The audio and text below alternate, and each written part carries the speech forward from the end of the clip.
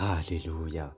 Gloire au Seigneur encore pour ce jour merveilleux qu'il nous accorde et la vie qu'il accorde à nos proches, à nos bien-aimés, à nos familles, qu'il garde.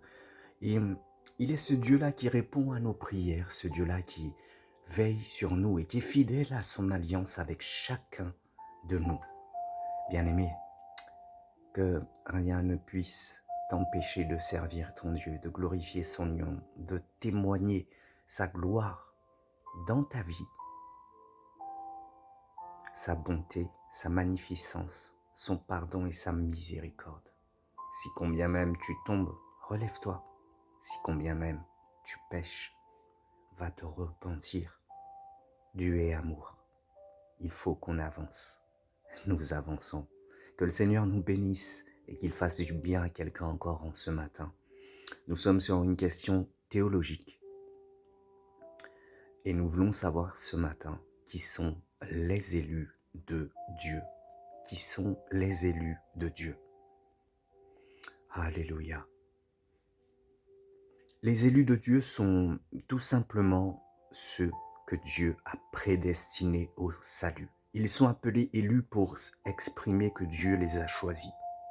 De même, tous les 5 ans, en France par exemple, nous élisons notre président de la République. Dieu choisit qui il sauve. Il choisit ses élus. L'élection divine de ceux qui seront sauvés ne pose pas de questions.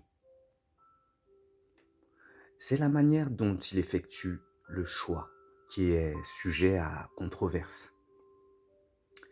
À travers l'histoire de l'Église, on retrouve principalement 2 positions sur la doctrine de l'élection ou de la prédestination. La première qu'on appelle préscience ou préconnaissance est que Dieu est omniscient. Il sait d'avance qui finira par choisir librement de mettre sa foi et sa confiance en Jésus-Christ pour son salut et en faire un élu. Avant la création du monde, selon cette préscience en Éphésiens 1,4, c'est la position de la plupart des évangéliques dans le monde occidental, les États-Unis en tête. La deuxième est la position augustinienne, qui enseigne que non seulement Dieu élit ceux qui mettront leur foi en Jésus-Christ, mais leur fait aussi lui-même don de la foi.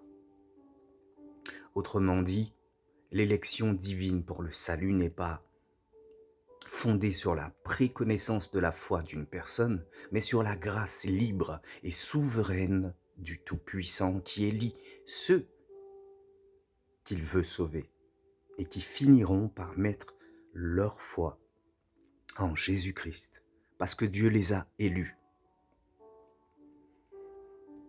Alléluia, nous avançons.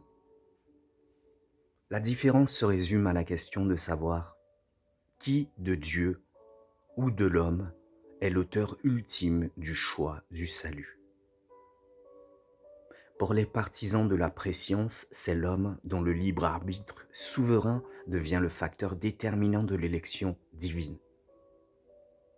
Dieu ouvre la voie du salut par Jésus-Christ, mais c'est à l'homme de choisir de la suivre afin de s'approprier son salut.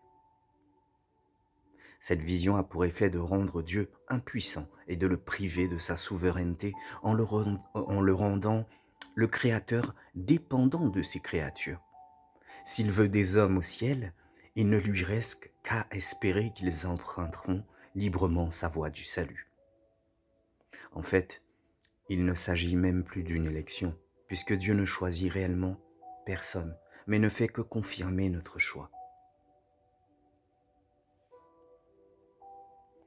Pour les augustiniens, c'est Dieu, dans sa souveraineté, non seulement choisit librement qu'il veut sauver, mais accomplit leur salut au lieu de tout simplement le rendre possible. Cette vision rend justice à Dieu comme créateur et souverain. La vision augustinienne pose cependant problème aussi. Des critiques ont affirmé qu'elle prive l'homme de son libre arbitre. Si Dieu choisit qui sera sauvé, quelle différence fait la foi? Pourquoi annoncer l'Évangile? De plus, si Dieu nous élit selon sa volonté souveraine, en quoi sommes-nous responsables de nos actes? Ce sont de bonnes questions qui nécessitent des réponses.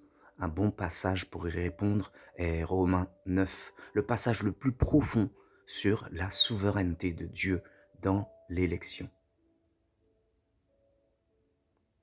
Le contexte de ce passage est Romains 8, qui se termine sur cet élan de louange. En effet, j'ai l'assurance qu'aucune créature ne pourra nous séparer de l'amour de Dieu manifesté en Jésus-Christ notre Seigneur. Romains 8, versets 38 à 39. Lequel mène Paul à se demander comment un juif réagirait. Alors que Jésus est venu pour les brebis perdues d'Israël et que l'Église était encore majoritairement juive, l'Évangile se répandait bien plus rapidement parmi les non-juifs. Le message était même une pierre d'achoppement pour beaucoup de juifs. 1 Corinthiens 1, 23. Qui rejetait Jésus, ce qui pouvait mener le juif moyen à se demander si le plan d'élection divin avait échoué, puisque la plupart des juifs rejetaient le message de l'Évangile. À travers Romains 9, Paul expose de manière systématique l'élection souveraine de Dieu depuis le commencement. Il commence par une affirmation cruciale. Il dit « Ceux qui sont issus d'Israël ne sont pas tous Israël ». Romains 9, verset 6, c'est-à-dire que tous ceux qui sont issus du peuple d'Israël, c'est-à-dire de la descendance d'Abraham, d'Isaac et de Jacob, n'appartiennent pas au véritable Israël, aux élus de Dieu. Puis il passe en revue l'histoire d'Israël, montrant que Dieu a choisi Isaac au lieu d'Ismaël et Jacob au lieu d'Ésaü.